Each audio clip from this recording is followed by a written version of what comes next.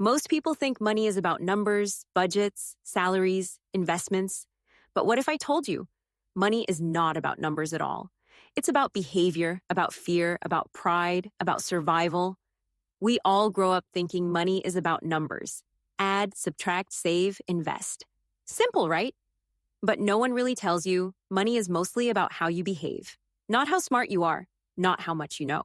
It's about emotions, patience, fear, pride, hope. That's the real game.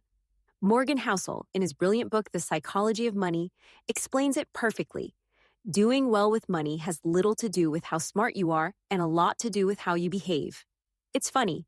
We take classes on calculus, Shakespeare, and mitochondria. But no one teaches us how to manage a sudden bonus, how to resist a flashy car, or how to think 20 years ahead. One of the first big ideas Morgan drops is this: wealth is what you don't see. When you see someone with a Rolex or a new Audi, you see spending, not wealth.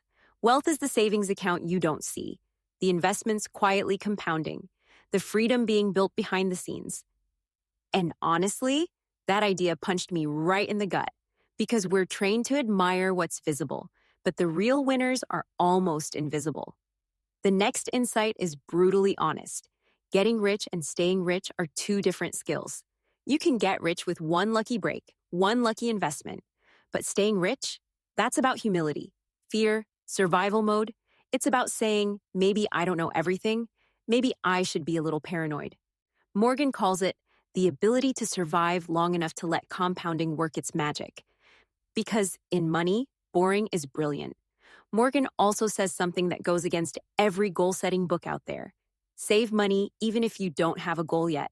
Why? Because real life doesn't hand you a neat checklist. You won't always know what you'll need savings for.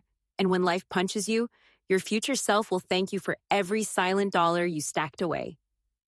Another truth that's easy to forget: the goal isn't to look rich. The goal is freedom.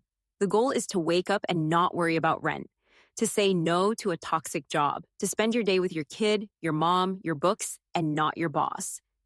Morgan puts it beautifully. Controlling your time is the highest dividend money pays. We all know about compound interest, but Morgan teaches that compounding is everywhere.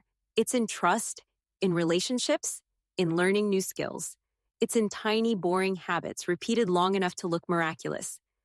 Because success is about massive leaps. It's about tiny steps you take even when nobody claps. And maybe the most underrated lesson of all: learn to say enough. No matter how much you make, if you always want more, you'll never be free. There is no reason to risk what you have and need for what you don't have and don't need. The psychology of money isn't about getting rich quick. It's about staying wise forever.